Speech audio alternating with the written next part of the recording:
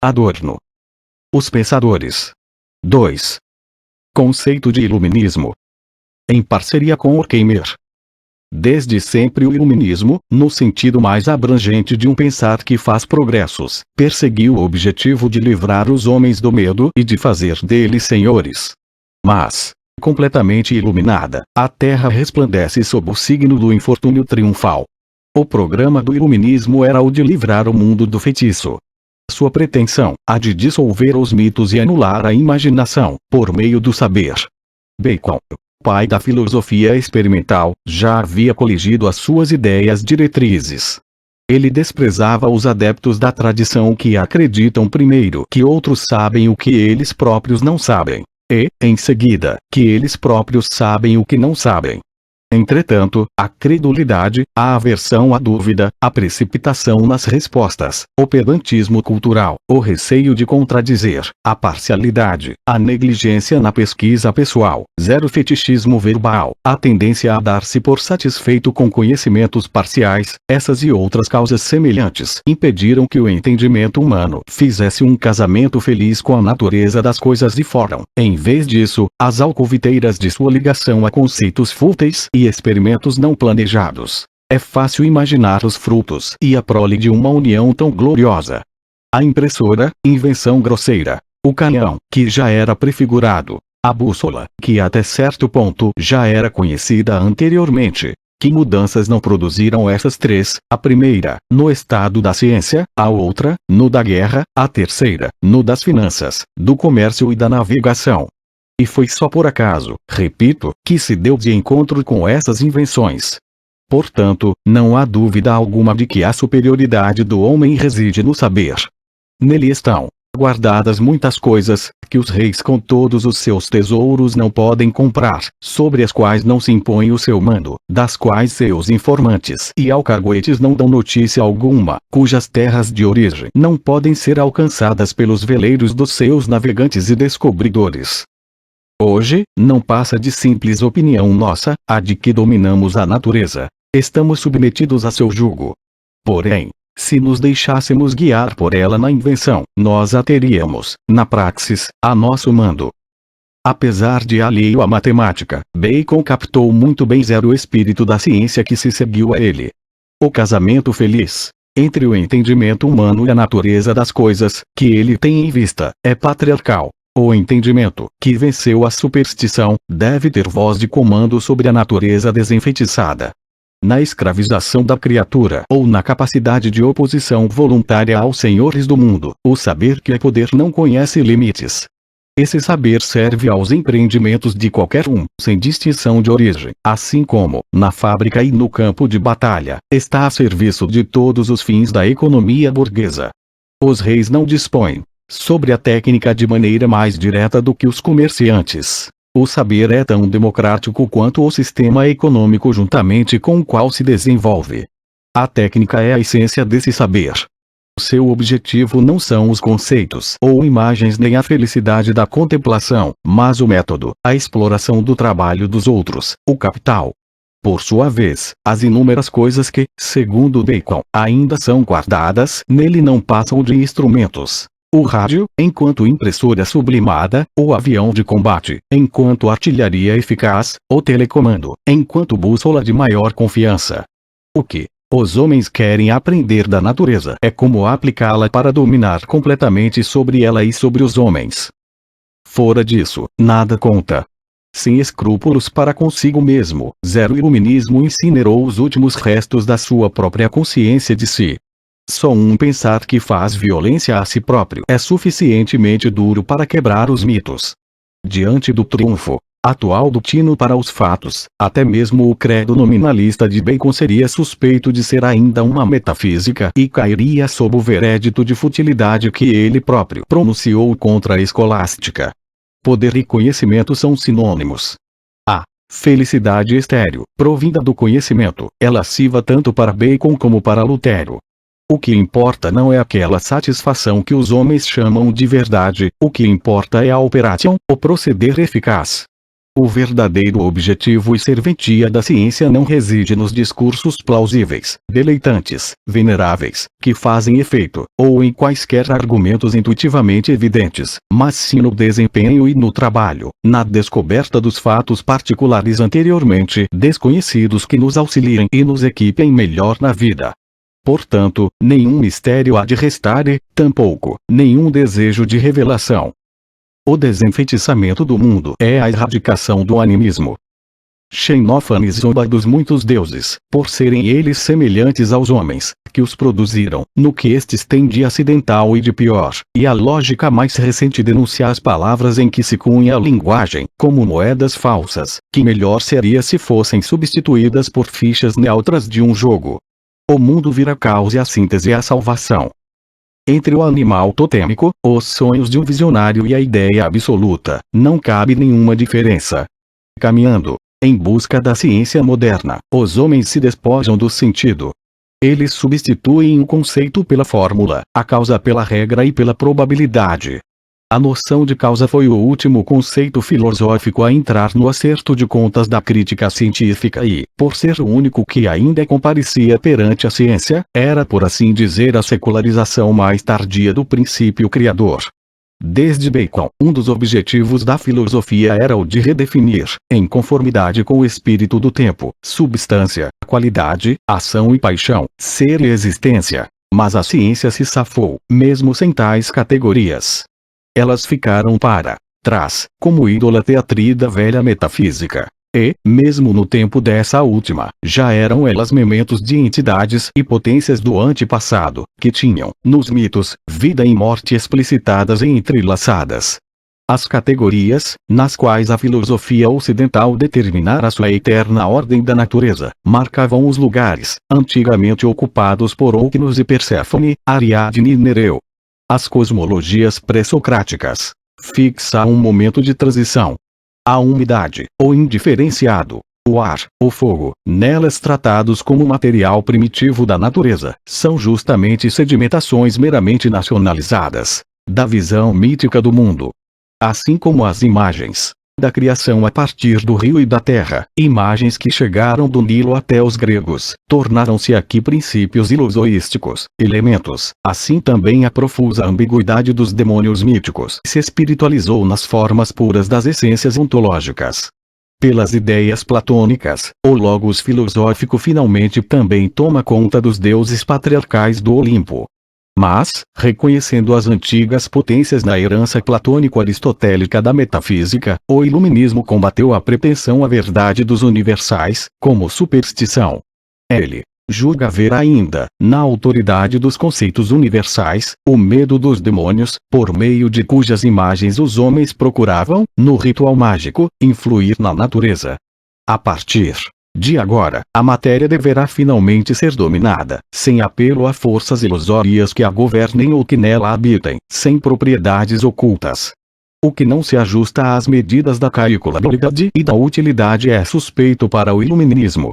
Uma vez que pode desenvolver-se sem ser perturbado pela opressão externa, nada mais há que lhe possa servir de freio. Com as suas próprias ideias sobre os direitos humanos acontece o mesmo que acontecera com os antigos universais. Cada resistência espiritual que ele encontra serve apenas para multiplicar a sua força. Isso se explica pelo fato de que o iluminismo se auto-reconhece até mesmo nos mitos. Quaisquer que sejam os mitos para os quais essa resistência possa apelar, esses mitos, pelo simples fato de se tornarem argumentos numa tal contestação, aderem ao princípio da racionalidade demolidora pela qual censuram o iluminismo. 2. O iluminismo é totalitário. Para ele, o fundamento do mito desde sempre estivera no antropomorfismo, na projeção do subjetivo sobre a natureza. 2. O sobrenatural, os espíritos e os demônios seriam imagens nas quais se espelham os homens que se deixam atemorizar pelo natural. Segundo o iluminismo, as múltiplas figuras míticas podem ser, todas elas, remetidas a um mesmo denominador comum, elas se reduzem ao sujeito. A resposta De Edipo ao enigma da esfinge, é o homem, é indiferenciadamente repetida como uma saída estereotipada, pouco importando que se tenha diante dos olhos um fragmento do sentido objetivo, os contornos de uma ordem, a angústia perante as potências do mal ou a esperança de salvação. O que o iluminismo reconhece de antemão como ser e como acontecer é o que pode ser abrangido pela unidade. Seu ideal é o sistema, do qual tudo segue. Nesse ponto, suas versões, racionalista e empirista, não divergem. Ainda que as diferentes escolas interpretem os axiomas de diferentes maneiras, a estrutura da ciência unitária é sempre a mesma. Apesar de todo o pluralismo dos domínios de pesquisa, o postulado de Bacon da una scientia universalis é tão hostil ao desconexo quanto a matesis universalis de Leibniz é inimiga do salto. A multiplicidade das figuras é reduzida à posição e ordenação, à história, ao fato, às coisas, à matéria. Mesmo segundo Bacon, deve existir entre os princípios supremos e os enunciados de observação uma conexão lógica unívoca através dos níveis de generalidade. De Maistre zomba de Bacon, acusando-o de cultuar o in-ídole de Shelley. A lógica formal foi a grande escola de uniformização. Ela ofereceu aos iluministas o esquema da calculabilidade do mundo. A equiparação mitologizante das ideias aos números, nos últimos escritos de Platão, exprime a ânsia própria a qualquer desmitologização. O número se tornou o cânon do iluminismo. As mesmas equações dominam tanto a justiça burguesa quanto a troca de mercadorias. Pois a regra de que é desigual a soma do igual com o desigual não será um princípio fundamental tanto da justiça como da matemática. E será que não existe uma verdadeira correspondência entre a justiça comutativa e distributiva, por um lado, e as proporções geométricas e aritméticas, por outro? A sociedade burguesa é dominada pelo equivalente. Ela torna comparáveis as coisas que não têm denominador comum, quando as reduz a grandezas abstratas. O que não se pode desvanecer em números, e, em última análise, numa unidade, reduz-se, para o iluminismo, a aparência e é desterrado, pelo positivismo moderno, para zero domínio da poesia. De Parmênides a Rousseau, a senha é a unidade. Insiste-se na destruição dos deuses e das qualidades. Mas os mitos que tombam como vítimas do iluminismo já eram, por sua vez, seus próprios produtos. No cálculo científico de que vai acontecer, anula-se a justificação que uma vez lhe fora da hoje gela o pensamento, nos mitos. O mito pretendia relatar, denominar, dizer a origem, e, assim, expor, fixar, explicar. Com a escrita e a compilação dos mitos, essa tendência se fortaleceu. De relato que eram, eles logo passaram a ser doutrina. Todo ritual inclui uma representação do acontecer enquanto processo determinado que se destina a ser influenciado pelo feitiço. Este elemento teórico do ritual tornou-se independente nas mais antigas epopeias dos povos. Os mitos, tais como encontrados pelos autores trágicos, já estavam sob o signo daquela disciplina e daquele poder louvados por Bacon como o objetivo a ser perseguido.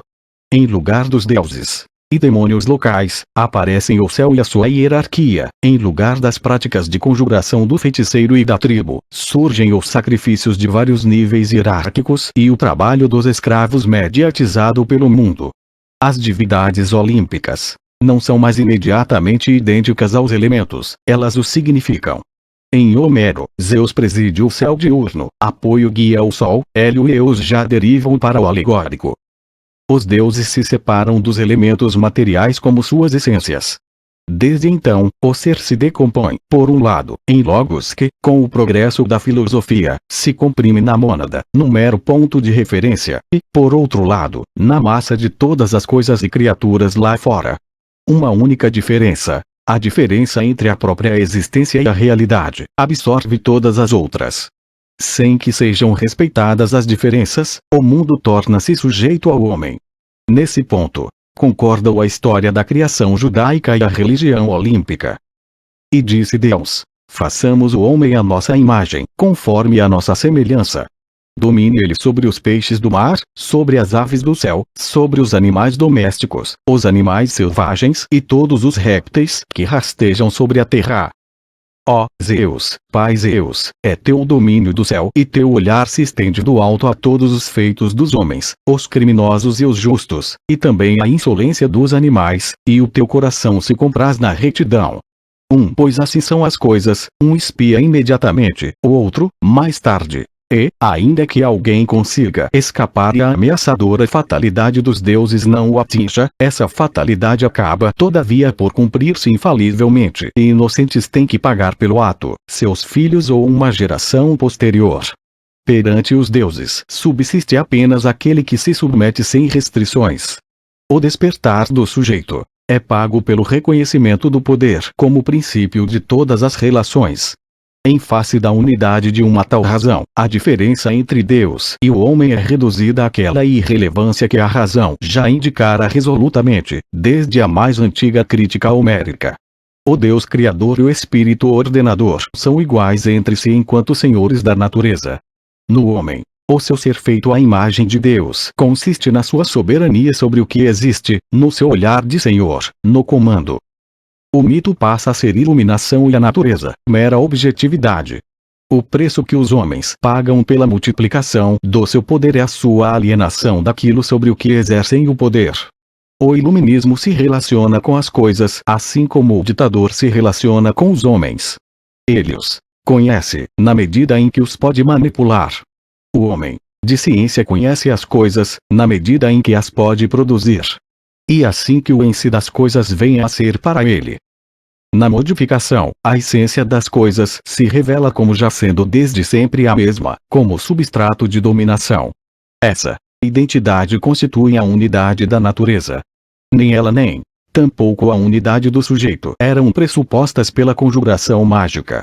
Os ritos xamanistas eram usados para o vento, para a chuva, para a serpente lá fora ou para o demônio no doente, e não para os elementos materiais ou para os exemplares. A magia não era impulsionada por um único e mesmo espírito. Ele variava, tal como as máscaras do culto, que deviam assemelhar-se aos diversos espíritos. A magia é, em verdade cruenta, mas que não pretende ainda renegar a dominação, estabelecendo-se, transformada na verdade pura, em fundamento do mundo caído sob seu poder. O feiticeiro se faz semelhante aos demônios. Para assustá-los ou abrandá-los, ele se comporta de uma maneira assustadora ou branda.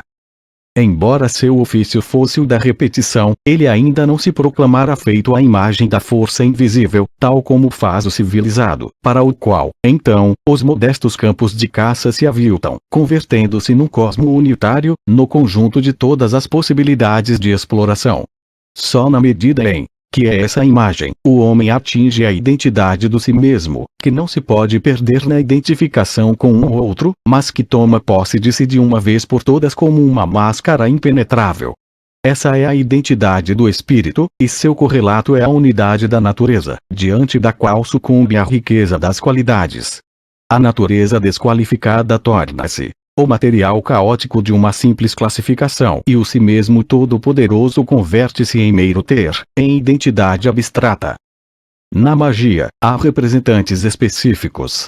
O que ocorre com a lança do inimigo, com o seu cabelo, com o seu nome, atinge ao mesmo tempo a pessoa, e o animal de sacrifício é massacrado em lugar do Deus. A substituição no sacrifício marca um passo ficto em direção da lógica discursiva. A serva ou o cordeiro que deviam ser ofertados pela filha ou pelo primogênito, embora devessem ainda ter qualidades próprias, já representavam, entretanto, a espécie. Eles traziam em si o caráter arbitrário do exemplar. Mas a sacralidade do Iketnuk, a unicidade do eleito, contraída pelo representante, distingue-se radicalmente, faz com que ele não possa vir a ser objeto de troca. A ciência põe fim a isso. Nela não se pode recorrer à representação específica. Se ainda há animais de sacrifício, deuses não mais existem. O recurso da representação transforma-se em funcionalidade universal. Um átomo não é desintegrado enquanto representante, mas enquanto espécimen da matéria, e o coelho não assume qualquer função representativa, mas, incompreendido, atravessa a via crucis do laboratório como um mero exemplar. Como Na ciência funcional as diferenças se tornam tão fluidas que tudo perece numa matéria única. O objeto científico se petrifica e o rígido ritual de antigamente aparece como maleável, pois ainda substituía uma coisa pela outra. O mundo da magia ainda continha diferenças, cujos traços desapareceram, até mesmo da forma da linguagem. As múltiplas afinidades entre entes são reprimidas por uma única relação entre o sujeito doador de sentido e o objeto sem sentido, entre a significação racional e o suporte causal da significação. Na etapa da magia, sonho e imagem não valiam como meros signos de coisa, mas como vinculados a ela por semelhança ou pelo nome. A relação não é a da intenção, mas a do parentesco. A feitiçaria, como a ciência, tem seus fins, mas ela os persegue pela mimese e não por um distanciamento progressivo do objeto. Ela não se fundamenta de modo algum numa onipotência dos pensamentos que fosse atribuída pelo primitivo a si mesmo, tal como fazem os neuróticos. Onde não há separação radical entre pensamento e realidade, não pode haver superestimação de processos psíquicos em face da realidade. A confiança inabalável na possibilidade de dominação do mundo, que Freud anacronicamente atribui à feitiçaria, só vem com uma dominação do mundo adaptada à realidade, feita por meio de uma ciência mais astuta. Para as práticas locais do curandeiro poderem ser substituídas pela técnica industrial universalmente aplicável, foi necessário, em primeiro lugar, ter havido um processo em que os pensamentos se tornaram independentes dos objetos, semelhante ao que se perfaz no eu adaptado à realidade. Enquanto totalidade verbalmente desenvolvida, cuja pretensão à verdade reprimiu a fé mítica mais antiga, as religiões primitivas, o mito solar patriarcal é por sua vez iluminismo com o qual o iluminismo filosófico pode medir-se no mesmo plano. Ele recebe agora o pagamento na mesma moeda. A própria mitologia desencadeou o processo sem fim do iluminismo, no qual qualquer visão teórica determinada sucumbe, inelutável e necessariamente, como vítima da crítica arrasadora de ser apenas uma crença, a tal ponto que os próprios conceitos de espírito, de verdade e até mesmo de iluminismo são relegados ao domínio do feitiço animista. O princípio daquela necessidade do destino que se trama qual uma consequência lógica do oráculo, e pela qual perecem os heróis do mito, uma vez purificado a ponto de atingir o rigor da lógica formal, não predomina apenas em qualquer sistema racionalista da filosofia ocidental, mas governa até mesmo a sequência dos sistemas, que começa com a hierarquia dos deuses e, no crepúsculo permanente dos ídolos, lega, a título de conteúdo idêntico, a ira contra as contas mal prestadas. Assim como os mitos já são iluminismo, assim também o iluminismo se envolve em mitologia a cada passo mais profundamente. Ele recebe todo o seu material dos mitos, para então destruí-los, e, enquanto justiceiro, cai sob o encantamento mítico. Ele pretende subtrair-se ao processo do destino e da retaliação, exercendo a retaliação sobre esse próprio processo. Nos mitos, todo acontecer tem que expiar seu ter acontecido. O iluminismo fica nisso mesmo. O fato se anula, mal tendo acontecido. A doutrina da igualdade da ação e da reação alegava o poder da repetição sobre a existência, muito depois de os homens se terem desfeito da ilusão de identificar-se por repetição com a existência repetida e de subtrair-se assim a seu poder. Porém, quanto mais se desvanece a ilusão mágica, mais implacavelmente a repetição, sob o rótulo de legalidade, amarra o homem àquele círculo, por meio de cuja objetualização em lei da natureza o homem se pretende garantido como sujeito livre. O princípio de imanecia, de explicação de todo acontecer como uma repetição, sustentado pelo iluminismo contra o poder da imaginação mítica, é o princípio do próprio mito. A sabedoria ressecuida, para a qual nada de novo vige sob o sol, desde que, no jogo sem sentido, todas as cartas já foram jogadas, e os grandes pensamentos, todos eles já pensados, que as possíveis descobertas podem ser antecipadamente construídas, e que os homens estão comprometidos a se autoconservarem pela adaptação. Essa sabedoria ressecuída limita-se a renovar a sabedoria fantástica que justamente rejeita. Sanção do destino que reproduz incessantemente por retaliação que sempre já era. O que poderia ser outro é feito igual. Tal é o veredito que estabelece criticamente os confins da experiência possível. A identidade de tudo com tudo é paga com não haver nada podendo ser ao mesmo tempo idêntico a si mesmo. O iluminismo dissolve a injustiça da antiga desigualdade, a dominação imediata, porém torna-a, ao mesmo tempo, eterna mediação universal, na relação de um ente qualquer a qualquer outro. Ele consegue fazer aquilo de que se louva a ética protestante de Kierkegaard e que se encontra no ciclo épico de Hércules como dos arquétipos da violência mítica. Ele extirpa o incomensurável. Não são só as qualidades que se dissolvem no pensamento, também os homens são coagidos à conformidade com o real. O mercado não questiona sobre o seu nascimento, mas o preço dessa vantagem, pago por quem fez a troca, foi o de ser obrigado a permitir que as suas possibilidades de nascença fossem modeladas pela produção das mercadorias que nele podem ser compradas. Os homens foram presenteados com um si mesmo próprio a cada um e distinto de todos os outros, só para que se torne, com mais segurança, igual aos outros. Mas, como ele nunca se desfez totalmente, o iluminismo, mesmo durante o período liberal, sempre simpatizou com a coação social. A unidade do coletivo manipulado consiste na negação de qualquer indivíduo, zomba-se de toda espécie de sociedade que pudesse querer fazer do indivíduo um indivíduo. A horda, cujo nome figura sem dúvida alguma na organização da juventude hitlerista, não é nenhuma recaída na antiga barbárie, mas o trunfo da igualdade repressiva, o desenvolvimento da igualdade do direito na injustiça feita pelos iguais. O mito Pechsbeck dos fascistas revela-se como aquilo que no antetempo era um mito genuíno, só que esse último distinguia a retaliação, enquanto o falso a executa cegamente nas suas vítimas. Cada uma das tentativas de romper o jugo da natureza, enquanto rompe com a natureza, é só uma queda mais profunda sob esse jugo. Foi assim que a civilização europeia percorreu seu caminho. A abstração, ferramenta do iluminismo, comporta-se diante de seus objetos como o destino, cujo conceito é por ela mesma eliminado, como liquidação. Sob a dominação nivelante do abstrato, que faz com que tudo na natureza se possa repetir, e sob a da indústria, para a qual isso é aprontado, os próprios liberados convertem-se finalmente naquela tropa que Hegel assinalou como 3. O resultado do iluminismo. A distância do sujeito ao objeto, pressuposto da abstração, fundamenta-se na distância à coisa que o senhor obtém por meio do assenhoreamento. Os cantos homéricos e os hinos do Rig Veda provêm dos tempos da dominação das terras e dos burgos fortalecidos nos quais se assentara um povo guerreiro, senhor da massa dos autóctones vencidos. Ó maior de todos os deuses, gerou-se no mundo desses primeiros burgos, onde Oiei como chefe da nobreza armada, fixava à terra os subjugados enquanto médicos, adivinhos, artesãos, comerciantes cuidavam da circulação social. Com o fim da vida nômade, a ordem social se constituiu à base da propriedade estável. Dominação e trabalho se separam. Um proprietário, como Ulisses, traz consigo, de terras longínquas, um pessoal numeroso e minuciosamente diferenciado, constituído por homens que cuidam dos bois, ovelhas e porcos, e por serviçais.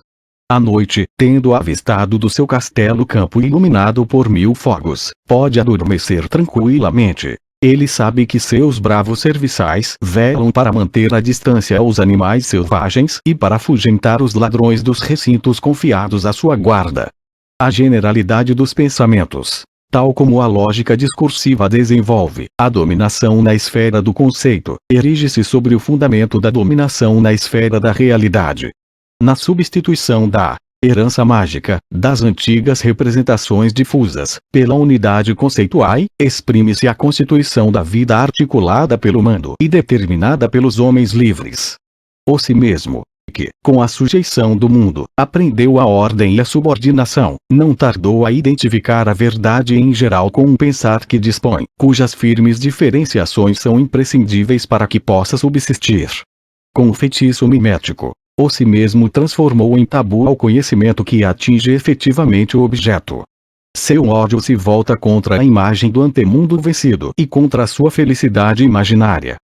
Os deuses quitônios dos aborígenes são desterrados para o inferno no qual a terra mesma se transforma, sob a religião de Sol e Luz de Indra e Zeus. Mas céu e inferno estavam estreitamente ligados.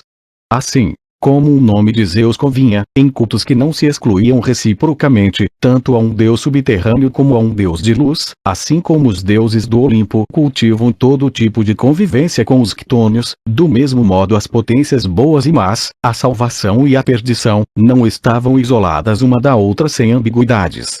Elas se encadeavam, como geração e corrupção, vida e morte, verão e inverno. No mundo luminoso da religião grega sobrevive a turva indiferenciação do princípio religioso que, nas mais antigas fases conhecidas da humanidade, era venerado como Numa. Originariamente, indiferenciado é tudo aquilo que é desconhecido, estranho, aquilo que transcende o âmbito da experiência, aquilo que nas coisas excede o seu existir antecipadamente conhecido. O que aqui é experimentado como sobrenatural pelo primitivo não é a substância espiritual, em oposição à material, mas o entrelaçamento do natural em face do membro singular isolado. O grito de terror que acompanha a experiência do insólito fica sendo seu nome. Ele fixa a transcendência do desconhecido diante do que é conhecido e converte assim o tremor em santidade. A duplicação da natureza em aparência e essência, ação e força, que faz com que tanto o mito como a ciência venham a ser possíveis, provém da angústia do homem, cuja expressão se torna a explicação. Não que a alma seja transferida para a natureza, como faz crer o psicologismo. Mana, o espírito motor, não é nenhuma projeção e sim o eco da supremacia real da natureza nas almas fracas dos selvagens. Só a partir desse pré-animismo é que é feita a cisão entre o animado e o inanimado, e que determinados lugares são investidos de demônios e divindades. Nele já está implícita a separação entre sujeito e objeto. Se o homem não considera mais a árvore apenas uma árvore, mas um testemunho de um outro, como sede do mana, a linguagem exprime a contradição de algo ser ele próprio e ao mesmo tempo algo diferente de si próprio, idêntico e não idêntico. Por meio da divindade, a linguagem passa de tautologia a linguagem. O conceito, que costuma ser definido como unidade das características daquilo que compreende sob si, foi, em vez disso, desde o início, o produto do pensamento dialético, no qual sempre tudo só é o que é, enquanto se torna o que não é. Essa foi a forma originária da objetivação determinante em que conceito e coisa se separam dessa mesma objetivação que, na época homérica, já era bastante florescente e que se inverte na ciência moderna positiva. Mas essa dialética permanece impotente, na medida em que se desenvolve a partir do grito de terror que é a duplicação, a tautologia do próprio terror. Os deuses não podem livrar o homem do medo cujas vozes petrificadas eles carregam como seus nomes. O homem tem a ilusão de se ter libertado do medo quando já não há mais nada de desconhecido. Isso determina a via da desmitologização do iluminismo que identifica o animado com o inanimado, assim como um mito identificava o inanimado com o animado. O iluminismo é a angústia mítica que se tornou radical. A imanência pura do positivamente, seu produto último, é algo como um tabu universal. Lá fora não deve haver mais nada, pois a mera representação do lá fora é a verdadeira fonte da angústia. Quando a vingança do primitivo, pela morte infligida a um dos seus, se deixava eventualmente aplacar pela aceitação do homicida no seio da própria família, tanto a vingança quanto a aceitação significavam a assimilação do sangue alheio ao próprio, a instauração da imanência. O dualismo mítico não leva além do âmbito da existência. O mundo dominado pelo mana e mesmo ainda o mundo do mito hindu e grego são eternamente iguais e sem saída. Cada nascimento é pago com a morte, cada felicidade, com a infelicidade. Homens e deuses podem tentar, durante o tempo que lhes é dado, distribuir a sorte segundo medidas diferentes do curso cego do destino, mas, no final, a existência trunfa sobre eles. Até mesmo sua justiça, arrancada do destino, exibe os seus traços. Ela corresponde ao olhar que os homens, tanto os primitivos como os gregos e os bárbaros, lançam para seu mundo ambiente, a partir de uma sociedade de coação e de miséria. É por isso que, tanto para a justiça mítica como para a do iluminismo, culpa e pena, felicidade valem como membros de uma equação. A justiça perece no direito. O xamanista esconjura o perigoso pela sua imagem. Seu instrumento é a igualdade. e ela que regula a punição e o mérito na civilização. As representações dos mitos podem ser reduzidas, sem deixar resto, a relações da natureza.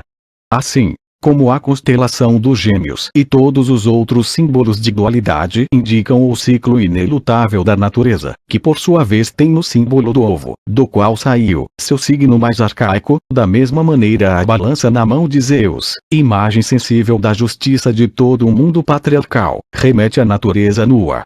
O passo que vai do caos à civilização, onde as relações naturais não mais exercem o seu poder imediatamente, mas através da consciência dos homens, não resultou em alteração alguma no princípio da igualdade. Sim, os homens tiveram que expiar, justamente por esse passo, com a adoração daquilo a que antes eram apenas submetidos, assim como todas as outras criaturas. Antes, os fetiches estavam sob a lei da igualdade. Agora, a própria igualdade se converte em fetiche. A venda sob os olhos da justiça não significa somente a proibição de intervir no direito. Ela diz ainda que o direito não provém da liberdade. A doutrina dos sacerdotes era simbólica, no sentido em que nela coincidiam signo e imagem. Como testemunham os hieróglifos, a palavra desempenhava originariamente também a função de imagem. Essa função passou para os mitos. Tanto os mitos quanto os ritos mágicos visam a natureza que se repete. Ela é a essência do simbólico, um ser ou um processo que é representado como eterno, por dever sempre converter-se novamente em acontecimento, no perfazer-se do símbolo. Inesgotabilidade, renovação sem fim, permanência do significado, não são apenas atributos de todos os símbolos, mas seu verdadeiro teor. As narrativas da criação em que o mundo sai da mãe primígena, da vaca ou do ovo, são simbólicas em oposição à gênese judaica. As zombaríacos antigos faziam dos deuses demasiadamente humanos, deixou intacto o essencial. A individualidade não esgota a essência dos deuses. Eles ainda tinham em si algo de mana, encarnavam a natureza enquanto poder universal, e, com seus traços pré-animistas, sobrevivem no iluminismo. Debaixo do véu púdico da crônica escandalosa do Olimpo, já se tinha configurado a doutrina da mistura, da pressão e choque dos elementos, que logo em seguida se estabeleceu como ciência e reduziu os mitos a construções da fantasia. Com a clara distinção entre ciência e poesia, a divisão do trabalho já efetivada com seu auxílio se estende à linguagem. Como signo, a palavra entra na ciência. Como som, como imagem, como palavra propriamente dita, ela é distribuída pelas diferentes artes, sem que jamais possa ser restabelecida pela soma dessas últimas, pela sinestesia ou pela arte global. Como signo, a linguagem deve resignar-se a ser um cálculo. Para conhecer a natureza, precisa renunciar à pretensão de lhe ser semelhante. Como imagem, ela deve resignar-se a ser reprodução. Para ser totalmente natureza, tem que renunciar à pretensão de conhecê-la. Com o progredir do iluminismo, só as autênticas obras de arte puderam escapar de ser meras imitações daquilo que, de qualquer maneira, já é antítese corriqueira entre arte e ciência, que separa as duas em diferentes setores culturais, a fim de que, enquanto setores culturais, elas possam ser ambas administradas, faz com que cada uma delas, enquanto exato oposto, converta-se finalmente na outra em virtude de suas próprias tendências. A ciência, na sua interpretação neopositivista, torna-se esteticismo, um sistema de signos soltos, destituídos de qualquer intenção que transcenda o sistema. Jogo que os matemáticos, já há muito tempo, orgulhosamente declararam ser o seu assunto. Mas a arte da reprodutibilidade integral abandonou-se à ciência positivista até mesmo nas suas técnicas. Mais uma vez, de fato, ela se torna mundo, duplicação ideológica, dócil reprodução. A separação entre signo e imagem é inevitável. Todavia, se for mais uma vez hipostasiada, no incauto contentamento consigo mesma, cada um dos dois princípios isolados induz à destruição da verdade. A filosofia evita o abismo que se abriu com essa separação, na relação entre conceito e intuição, e tenta sempre e em vão cobri-lo. Sim, na verdade, ela se define por essa tentativa. No mais das vezes, ela se posta de certo do lado do qual recebe o nome. Platão baniu a poesia, no mesmo espírito com que o positivismo desterrou a doutrina das ideias. Com Sua arte tão louvada, Homero não impôs reformas nem públicas nem privadas, não ganhou guerras nem fez descobertas. Desconhecemos a existência de um grande número de seguidores que o teriam venerado ou amado. A arte ainda terá que comprovar sua utilidade em Platão, como no judaísmo, a imitação é proscrita. Razão e religião banem o princípio da feitiçaria. Enquanto arte, numa abnegada distância da existência, esse princípio ainda é desonesto. Os que o praticam tornam-se errantes, nômades sobreviventes que não têm mais pátria entre os que se tornaram sedentários.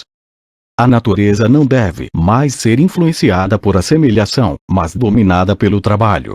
A obra de arte tem ainda em comum com a feitiçaria a fixação de um domínio próprio fechado em si, subtraído da contextura do existir profano. Vigem a ilhas particulares. Assim como o feiticeiro começava a cerimônia delimitando, contra todo o mundo circundante, o lugar próprio para o jogo das forças sagradas, assim também em cada obra de arte destaca-se do real o seu âmbito fechado. A renúncia à influência, pela qual a arte se desliga da simpatia mágica, é justamente o que mais profundamente preserva a herança mágica. Ela impõe, em oposição à existência em carne e osso já imagem pura que supera em si os elementos dessa existência.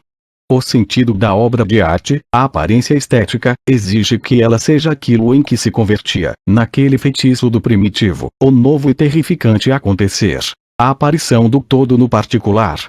Perfaz-se mais uma vez, na obra de arte, a duplicação pela qual a coisa aparecerá como espiritual, como externação do humana. É isso que faz a sua aura. Enquanto expressão da totalidade, a arte se arvora em dignidade do absoluto. Às vezes isso levou a filosofia a atribuir à arte a primazia sobre o conhecimento conceitual.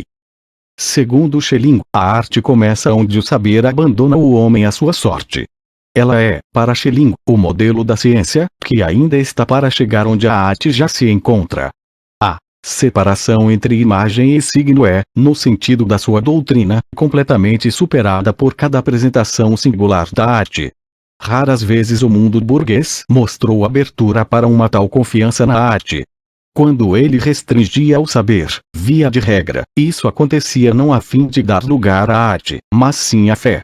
E pela fé que a religiosidade militante dos tempos modernos, Torquemada, Lutero, Maomé, pretendiam reconciliar espírito e existência. Mas fé é um conceito privativo. Ela é anulada enquanto fé se não acentuar continuamente sua oposição ou sua concordância com o saber. Enquanto depende da restrição do saber, ela é por sua vez restringida. A tentativa empreendida pela fé, no protestantismo, de encontrar imediatamente na palavra, como se dava no antetempo, o princípio da verdade a ela transcendente e sem o qual ela não pode existir, e de devolver-lhe o poder simbólico, essa tentativa foi paga com a obediência à palavra, e precisamente não à palavra sagrada. Enquanto permanece, quer como amiga, quer como inimiga, forçosamente atada ao saber, a fé perpétua a separação na luta para vencê-la. Seu fanatismo é o signo da sua inverdade, a confissão objetiva de que quem tem somente fé, por isso mesmo não tem mais fé. A má consciência é sua segunda natureza. A razão pela qual toda a honestidade de quem tem fé foi desde sempre irascível e perigosa está na consciência secreta do defeito que necessariamente a afeta, na consciência de contradição que lhe é imanente, de fazer da reconciliação o seu ofício. Os horrores da espada e do fogo, da contra-reforma e da reforma não foram excessos cometidos, mas a realização do princípio da fé. A fé manifesta continuamente que tem o mesmo cunho que a história do mundo, que pretende ter a seu comando. Nos tempos modernos ela se torna um instrumento predileto do seu ardil particular. Irrefreável é não só o iluminismo do século XVIII, como reconhecia Hegel, mas, e nenhum outro sabia disso melhor do que ele, o próprio movimento do pensamento. Em todos os níveis de compreensão, desde os inferiores até os mais elevados, está contida a evidência de sua distância à verdade, que torna o apologeta um mentiroso. O paradoxo da fé se abastarda finalmente na burla, no mito do século XX, e sua irracionalidade degenera em instituição racional nas mãos dos definitivamente esclarecidos que guiam entretanto a sociedade para a barbárie. Desde que a linguagem entra na história, seus mestres são sacerdotes e feiticeiros. Quem viola os símbolos cai, em nome das potências supraterrenas, vítima dos poderes terrestres, cujos representantes são os órgãos oficiais da sociedade. Ignoramos o que pode ter acontecido anteriormente. A etnologia sempre encontrou já sancionado, no mínimo pelos anciãos da tribo, o terror do qual nascia humana. Os homens tornam consistente e materializam com violência humana fluido e não idêntico. Os feiticeiros não tardaram a povoar todos os lugares com emanações e a coordenar a multiplicidade dos domínios sacrais aos ritos sacrais. Com o mundo dos espíritos e suas peculiaridades, eles desenvolvem seu saber futuro e sua autoridade. A essência sagrada transmite-se aos feiticeiros que com ela convivem. Nas primeiras etapas nômades, os membros da tribo participam ainda, de maneira independente, da influência sobre o curso da natureza. Os homens vão à caça e as mulheres cuidam do trabalho que pode ser feito sem um comando rígido. É impossível determinar quanta violência precedeu ao hábito mesmo de uma ordem tão simples. Nela, o mundo já estava dividido numa esfera de poder e numa outra profana. Nela, o curso da natureza, enquanto emanação do humana, já se elevara em norma que exige a submissão. Mas se apesar de toda submissão o selvagem nômade ainda tomava parte no feitiço que a limitava, disfarçando-se em caça para surpreender a caça, nos períodos posteriores, o comércio com os espíritos e a submissão foram distribuídos pelas diferentes classes da humanidade. O poder fica de um lado, o obedecer do outro. Os processos da natureza, eternamente iguais e repetitivos, são inculcados nos que são submetidos, quer por tribos estranhas, quer pelas suas próprias camarilhas dirigentes, como cadência de trabalho marcada pelo ritmo do pilão e do açoite, que ressoa em cada tambor bárbaro, em cada ritual monótono. Os símbolos assumem a expressão do fetiche. A repetição da natureza, que eles significavam, evidencia-se daí por diante sempre como a repetição da permanência de coação social por eles representada. O terror objetualizado na imagem fixa torna-se signo da dominação fortalecida dos privilegiados. Mas os conceitos gerais continuam a ser esses mesmos signos, embora tendo eliminado de si qualquer afiguração. A forma dedutiva da ciência espelha ainda a hierarquia e a coação. Tal como as primeiras categorias representam a tribo organizada e seu poder sobre o indivíduo, toda a ordem lógica, dependência, concatenação, extensão e conexão dos conceitos fundamentam-se nas relações correspondentes da realidade social, da divisão do trabalho. Contudo, esse caráter social das formas do pensar não é, como ensina Durkheim, expressão de solidariedade social, mas testemunho da unidade impenetrável entre sociedade e dominação. A dominação confere maior força e consistência ao todo social no qual se estabelece. A divisão do trabalho, na qual a dominação se desenvolve socialmente, serve à autoconservação do todo dominado. Mas, com isso, o todo como tal, a atividade da razão a ele imanente, torna-se execução do particular. A dominação faz frente ao indivíduo a título de geral, de razão na esfera da realidade. O poder de todos os membros da sociedade, que enquanto tais não dispõem de outra saída aberta, soma-se, sempre de novo, por meio da divisão de trabalho que lhes é imposta, para a realização justamente do todo, cuja racionalidade assim é por sua vez multiplicada. O que é feito a todos por poucos, perfaz-se sempre pela subjugação de alguns por muitos. A opressão da sociedade exibe sempre, ao mesmo tempo, os traços da opressão exercida por um coletivo. É essa unidade de coletividade e dominação, e não a imediata generalidade social, a solidariedade, que se sedimenta nas formas do pensamento. Os conceitos filosóficos com os quais Platão e Aristóteles expõem o mundo, pela pretensão à validade universal, elevaram as relações por eles fundamentadas aos status da realidade verdadeira. Esses conceitos provêm, como se lê em Vico, do mercado de Atenas. Eles espelham, com a mesma pureza, as leis da física, a igualdade dos cidadãos de pleno direito e a inferioridade das mulheres, crianças e escravos. A própria linguagem conferiu ao dito as relações de dominação, universalidade que ela própria assumiu enquanto meio de comunicação de uma sociedade burguesa. A insistência metafísica A sanção por ideias e normas não passava da hipóstase da dureza e exclusividade que deve sempre caracterizar os conceitos onde quer que a linguagem tenha unido a comunidade dos dominantes no exercício do comando. Quanto mais crescia o poder social da linguagem, mais supérfluas tornavam-se as ideias para fortalecê-lo, e a linguagem da ciência lhes deu golpe de misericórdia.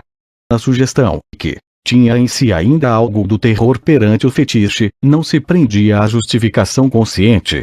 A unidade entre coletividade e dominação manifesta-se antes naquela universalidade que o conteúdo mal necessariamente assume na linguagem, tanto na linguagem metafísica como na científica. A apologia metafísica trai a injustiça do subsistente, pelo menos na incongruência entre conceito e realidade. Na imparcialidade da linguagem científica, o desprovido de poder perdeu completamente a força de expressão e só o subsistente encontra seu signo neutro. Tal neutralidade é mais metafísica do que a própria metafísica. O iluminismo devorou finalmente não só os símbolos, mas também seus sucessores, os conceitos universais, e da metafísica não restou nada mais do que aquela angústia abstrata perante o coletivo, da qual se originou. Diante do iluminismo, os conceitos estão como rentiers perante os trastes industriais. Nenhum deles pode sentir-se seguro. Se o positivismo lógico deixara uma chance à probabilidade, o positivismo etnológico a equipara à essência. Nossas ideias vagas, de chance e de quintessência, são pálidos sobreviventes de uma noção muito mais rica, a saber, a de substância mágica. O iluminismo, enquanto nominalista, para diante do nome, conceito pontiforme, sem extensão, nome próprio. Já não é mais possível decidir com certeza se, como pretendem alguns, os nomes próprios eram também originalmente nomes genéricos. Contudo, eles não compartilham ainda do destino desses últimos. A substância negada por Uimimash, não é o mesmo que o nome. Na religião judaica, onde a ideia do patriarca se acentua até a anulação do mito, o vínculo entre nome e ser ainda é reconhecido na proibição de pronunciar o nome de Deus. O mundo desenfeitiçado dos judeus reconcilia a feitiçaria com a sua negação na ideia de Deus. A religião judaica não tolera nenhuma palavra que traga consolação ao desespero de tudo que é mortal. Toda esperança é vinculada à proibição de invocar o falso como Deus, o finito como infinito, a mentira como verdade. O penhor da salvação está na recusa de toda a fé que pudesse sustentá-la, o conhecimento está na denúncia da ilusão. Contudo, a negação não é abstrata. A contestação indiscriminada de todo o positivismo, a fórmula estereotipada da nulidade, tal como é aplicada pelo budismo, importa-se tão pouco com a proibição de chamar o absoluto pelo nome, quanto o seu oposto, o panteísmo, ou sua caricatura, o ceticismo burguês. As explicações do mundo, como o mundo do nada, ou do tudo, são mitologias, e as veredas garantidas da redenção, práticas mágicas sublimadas. O autocontentamento em ter por antecipação resposta para tudo e a transfiguração da negatividade em redenção são formas não verdadeiras da resistência ao engano. O que é salvo é o direito da imagem, no fiel respeito à sua proibição. Esse procedimento, negação determinada, não é imunizado pela soberania do conceito abstrato contra as seduções da intuição, tal como é o ceticismo, para o qual falso e verdadeiro tem valor nulo. A negação determinada rejeita as representações imperfeitas do absoluto, os ídolos, sem lhes opor, como faz o rigorismo, a ideia para a qual eles são insuficientes. A dialética manifesta, em vez disso, toda a imagem como escritura. Ela ensina a ler, nos traços da imagem, a confissão da sua falsidade, que lhe rouba o poder, adjudicando-a a verdade. Com isso a linguagem torna-se mais do que um mero sistema de signos. Com o conceito de negação determinada, Hegel destacou um elemento que distingue o iluminismo da decomposição positivista, a qual ele o atribui. Contudo, ao transformar finalmente em absoluto o resultado conscientes do processo global de negação, a totalidade em sistémica e em história, ele infringe a proibição e cai por sua vez na mitologia. Isso não aconteceu apenas com a sua filosofia, enquanto apoteose do pensar que progride, mas ao próprio iluminismo, a sobriedade pela qual pretende distinguir-se de Hegel e da metafísica em geral. Pois o iluminismo é tão totalitário quanto qualquer outro sistema. Só em verdade não é, como lhe acusavam desde sempre seus inimigos românticos, o método analítico, a volta aos elementos, a decomposição por reflexão, mas o fato de que, para ele, o processo está decidido de antemão. Ao tornar-se, no procedimento matemático, a incógnita de uma equação, o desconhecido fica assim caracterizado como um velho conhecido, mesmo antes de se ter determinado o seu valor. Antes e depois da teoria dos quanta, a natureza é aquilo que deve ser compreendido matematicamente. Mesmo o que não se encaixa, insolubilidade e irracionalidade, é cercado por teoremas matemáticos. Identificando, por antecipação, o mundo matematizado, pensado até as últimas consequências, com a verdade, o iluminismo acredita estar a salvo diante do retorno do mito. Ele identifica pensar e matemática. Assim, esta fica como que deixada solta, convertida em instância absoluta. Um mundo infinito. Aqui um mundo de idealidades, é concebido como um mundo cujos objetos não se tornam acessíveis a nosso conhecimento um por um, de maneira incompleta e como que acidentalmente, mas o método racional, sistematicamente unitário atinge finalmente, no progredir sem limites, cada objeto segundo seu pleno ser em si, na matematização galilena da natureza. A própria natureza é então idealizada, sob a orientação da nova matemática. Ela própria, modernamente falando, torna-se uma multiplicidade matemática. O pensar se coisifica no processo automático que transcorre por conta própria, competindo com a máquina que ele próprio produz para que esta possa finalmente substituí-lo. O iluminismo deixou de lado a exigência clássica de pensar o pensamento, da qual a filosofia de Fichte é o desenvolvimento radical, porque ela o desviava do imperativo de comandar a praxis, imperativo que, entretanto, o próprio Fichte queria satisfazer. O procedimento matemático tornou-se, como que um ritual do pensar. Apesar de autorrestrição axiomática, ele se instaura como necessário e objetivo. Transforma o pensamento em coisa, em ferramenta, como ele próprio denomina. Mas, com essa mimese, na qual o pensar se faz igual ao mundo, o fatual torna-se agora a tal ponto único que até mesmo a negação de Deus incorre na condenação formulada contra a metafísica. Para o positivismo, que ocupou o posto de juiz da razão esclarecida, uma digressão pelos mundos inteligíveis não é mais apenas proibida, mas é vista como uma tagarelice sem sentido. O positivismo, para a sua felicidade, não precisa ser ateísta, pois o pensamento reificado não pode nem mesmo pôr a questão. O censor positivista deixa passar o culto oficial, enquanto setor particular de atividade social destituído de conhecimento, com a mesma benevolência com que deixa a arte, mas nunca o negar que se levanta com a pretensão de ser, ele próprio, conhecimento. O distanciamento do pensar com respeito à tarefa de ordenar o fatual, a saída do círculo encantado da existência, significa para a consciência cientificista, loucura e autodestruição, aquilo mesmo que, para o feiticeiro primitivo, era representado pela saída do círculo mágico por ele traçado para a conjuração. E nos dois casos providências são tomadas para que a violação do tabu se converta também efetivamente em perdição para o sacrílego. A dominação da natureza delineia o círculo para o qual o pensar foi exilado pela crítica da razão pura. Kant ligou a doutrina do trabalhoso e ininterrupto progresso sem fim do pensar à insistência sobre a sua insuficiência e eterna limitação. A resposta que dou é um oráculo. Não há ser no mundo em que a ciência não possa penetrar, mas aquilo em que a ciência pode penetrar não é o ser. Segundo Kant, o juízo filosófico visa a novidade e contudo não conhece nada de novo, pois limita-se a repetir continuamente aquilo que a razão desde sempre implantou no objeto.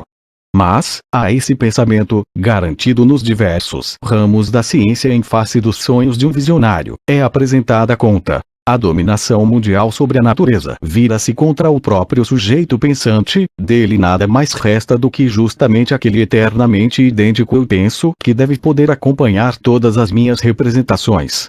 Sujeito e objeto tornam-se ambos nulos. O si mesmo abstrato, O título legal para fazer relatórios e sistematizar só tem diante de si um material abstrato que não possui outra propriedade senão a de ser substrato de semelhante posse. A equação entre espírito e mundo é solucionada sem deixar resto, mas devido apenas a seus dois membros serem reciprocamente simplificados. Na redução do pensar ao aparato matemático está implícita a consagração do mundo como medida de si mesmo. O que aparece como trunfo da racionalidade subjetiva, a sujeição de todo ente ao formalismo lógico, é pago com a subordinação dócil da razão aos achados imediatos. Compreender o achado como tal, notar nos dados não apenas suas relações espaço-temporais abstratas, por onde podem então ser apanhados, mas pensá-los, em vez disso, como superfície, como momentos mediatizados do conceito que só se preenchem no desdobramento de seu sentido social, histórico, humano. Toda a pretensão ao conhecimento é abandonada. Ela não consiste no mero perceber, classificar e calcular, mas justamente na negação determinante do que a cada momento é imediato. Mas o formalismo matemático, cujo meio é o número, a figura mais abstrata do imediato, fixa, em vez disso, o pensamento na mera imediatez. O fatual conserva o seu direito, o conhecimento se restringe à sua repetição, o pensamento converte-se em mera tautologia. Quanto mais a maquinaria do pensamento subjuga o ente, mais cega é a sua resignação ao reproduzi-lo. Com isso, o iluminismo recai na mitologia, da qual nunca soube escapar. Pois a mitologia tinha nas suas figuras, espelhada como verdade, a essência do subsistente, ciclo, destino, dominação do mundo. Havia renunciado à esperança. No semblante de imagem mítica, bem como na clareza da fórmula científica, é ratificada a eternidade do fatual e a mera existência é proclamada como sentido que o fatual obstrui. O mundo enquanto gigantesco juízo analítico, o único que restou de todos os sonhos da ciência, tem o mesmo cunho do mito cósmico, que ligava a mudança da primavera e do outono ao rapto de Perséfone. A unicidade do acontecimento mítico, que deve legitimar o acontecimento fatual, é enganosa. Originariamente, o rapto da deusa era imediatamente identificado à morte da natureza.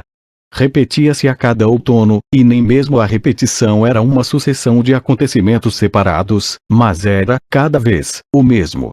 Com o endurecimento da consciência do tempo, o acontecimento foi fixado no passado como único, e buscou-se aplacar ritualmente o tremor perante a morte, em cada novo ciclo das estações do ano, recorrendo-se ao que era uma vez, há muito tempo. Mas a separação é impotente. Em virtude do posicionamento daquele passado como acontecendo uma só vez, o ciclo assume o caráter do inevitável e o tremor se irradia do antigo para o acontecer inteiro, enquanto mera repetição sua. A subsunção do fatual, quer a fabulosa pré-história, quer ao formalismo matemático, o relacionamento simbólico do presente, no rito, com o acontecimento mítico, ou, na ciência, com a categoria abstrata, faz com que um novo apareça como o predeterminado que, na verdade, é assim o antigo. O que é sem esperança não é a existência, mas o saber, que no símbolo afigurativo ou matemático se apropria da existência e a perpétua como um esquema. No mundo do iluminismo, a mitologia entrou na esfera do profano. A existência radicalmente purificada dos demônios e de sua prole conceitual assume, na sua naturalidade límpida, o caráter luminoso que o antemundo atribuiu aos demônios.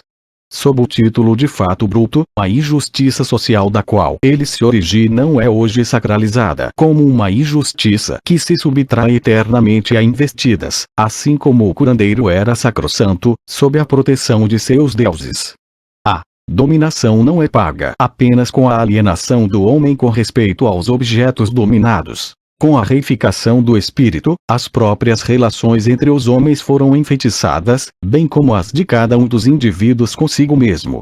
Ele se atrofia até virar o ponto nodal das reações e dos modos de funcionamento convencionais dele esperados concretamente. O animismo animou o real, o industrialismo reificou as almas. Pelo aparato econômico, as mercadorias são dotadas automaticamente, antes mesmo da planificação total, de valores que decidem sobre o comportamento do homem. Desde o momento em que, com o fim da troca livre, as mercadorias perdem suas qualidades econômicas e até mesmo seu caráter de fetiche, este último se propaga como uma canibra sobre a vida da sociedade, em todos os seus aspectos. Por meio das inúmeras agências de produção e de cultura de massa, os modos de comportamento sujeitos a normas são inculcados no indivíduo como os únicos naturais, decentes e racionais.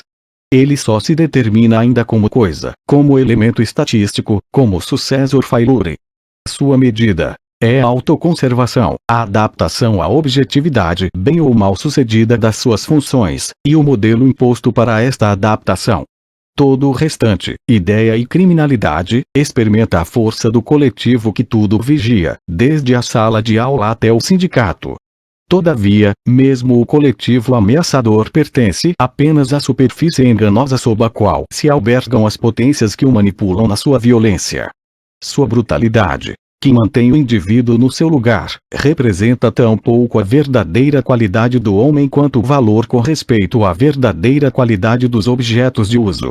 A figura demoniacamente deformada, que as coisas e os homens assumiram à luz clara do conhecimento sem preconceitos, remete à dominação, ao princípio que já havia efetivado a especificação do humana em espíritos e divindades e capturado o olhar pelas miragens dos feiticeiros e dos curandeiros. A fatalidade pela qual o antetempo sancionara a morte incompreensível é transmitida à existência compreendida sem lacunas. O pânico meridiano no qual os homens subitamente se inteiraram, horrorizados, da natureza enquanto totalidade, encontrou o seu correspondente no pânico que hoje está prestes a irromper a qualquer momento. Os homens esperam que o mundo sem saída seja posto em chamas por uma totalidade que eles próprios são e sobre a qual não tem nenhum poder. O iluminismo experimenta um pavor mítico perante o mito. Ele o avista não somente em palavras e conceitos não esclarecidos, como presume a crítica semântica da linguagem, mas em qualquer expressão humana que não tenha lugar na contextura de fins daquela autoconservação.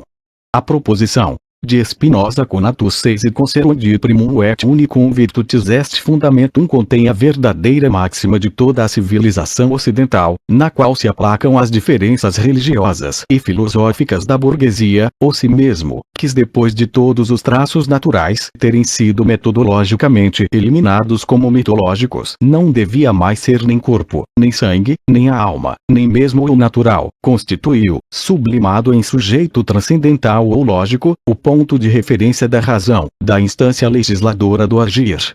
Quem se abandona à vida sem referir-se racionalmente à sua autoconservação recai, segundo o juízo do iluminismo e do protestantismo, na pré-história.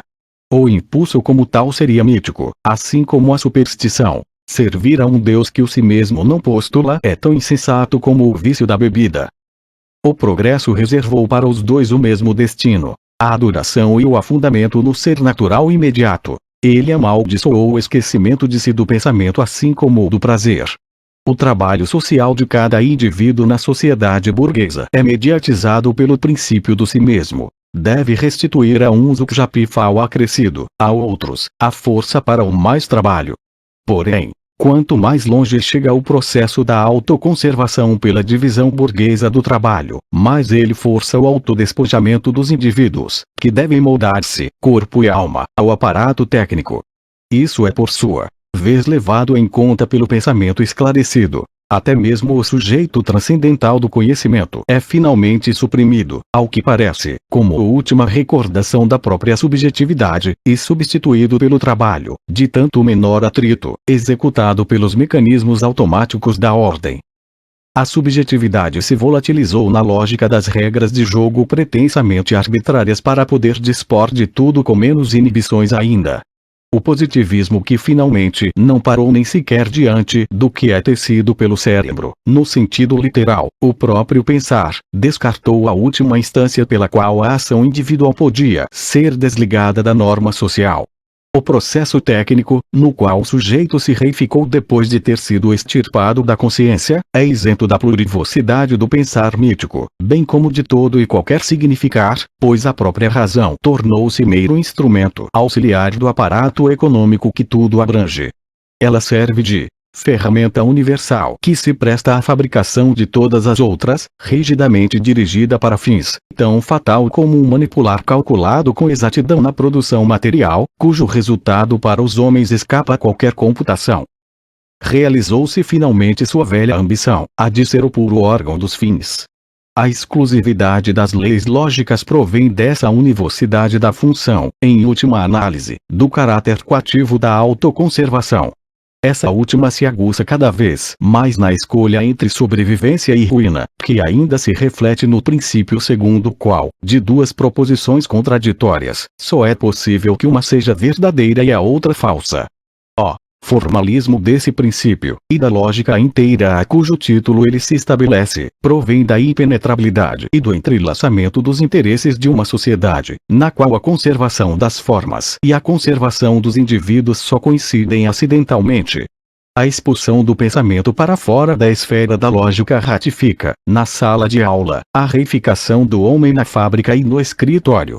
Dessa forma o tabu se alastra ao poder de constituir tabus, o iluminismo, ao espírito que ele próprio é. Mas com isso, a natureza, enquanto verdadeira autoconservação, é deixada solta, pelo processo que prometia expulsá-la, tanto no indivíduo como no destino coletivo de crise e guerra. Se o ideal de unidade da ciência se mantém como única norma da teoria, a praxis é vitimada pela engrenagem desenfreada da história do mundo. O si mesmo, absorvido totalmente pela civilização, dissolve-se no elemento daquela inumanidade da qual a civilização tentava escapar desde o início. Concretiza-se a mais antiga angústia, a de perder o próprio nome. A existência puramente natural, animal e vegetativa constituía para a civilização perigo absoluto. Os modos de comportamento mimético, mítico e metafísico foram sucessivamente tomados como épocas suplantadas. A recaída nelas era ligada ao terror de que o si mesmo fosse novamente convertido naquela mera natureza da qual se alienara com indivisível esforço e que justamente por isso inspirava um indivisível pavor. A recordação viva do antetempo, ou mesmo do tempo nômade e mais ainda das épocas pré-patriarcais propriamente ditas, foi extirpada da consciência dos homens com as mais terríveis punições, em todos os milênios.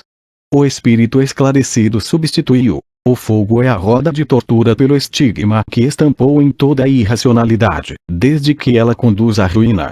O hedonismo era comedido, os extremos não lhe eram menos odiosos que a Aristóteles. O ideal burguês da naturalidade não significa a natureza amorfa, mas a virtude do meio. Promiscuidade e ascese, abundância e fome, apesar de mutuamente opostas, são imediatamente idênticas enquanto potências de dissolução. Pela subordinação da vida inteira às exigências de sua conservação, a minoria que manda garante, além da própria segurança, a permanência do todo. Entre a Sílada recaída na introdução simples e a Caríbides da satisfação desenfreada, o espírito dominante procura navegar, desde os tempos de Homero. Ele desconfia, desde sempre, de qualquer outra estrela que o norteie, que não seja a do mal menor. Os neopagãos alemães e os manipuladores da atmosfera de guerra querem liberar novamente o prazer. Mas, como na milenar coação ao trabalho, aprendeu-se a odiá-lo, na emancipação totalitária, o prazer fica sendo vulgar e estropiado pelo autodesprezo. Ele continua a ser ligado à autoconservação para a qual fora outrora educado pela razão, destituída a entretempo. Nos momentos críticos da civilização ocidental, desde a transição para a religião do Olimpo até o Renascimento, a reforma e o ateísmo burguês, sempre que novos povos e camadas recalcavam cada vez mais decididamente o mito, o medo perante a natureza incompreendida e ameaçadora, consequência de sua própria materialização e objetualização, foi rebaixado à superstição animista e à dominação da natureza, por dentro e por fora, convertida em fim absoluto da vida. Se finalmente a autoconservação é automatizada, a razão é despedida por aqueles que, como diretores da produção, assumiram sua herança e que a temem agora, nos deserdados. A essência do iluminismo é a alternativa cuja inevitabilidade é a da dominação.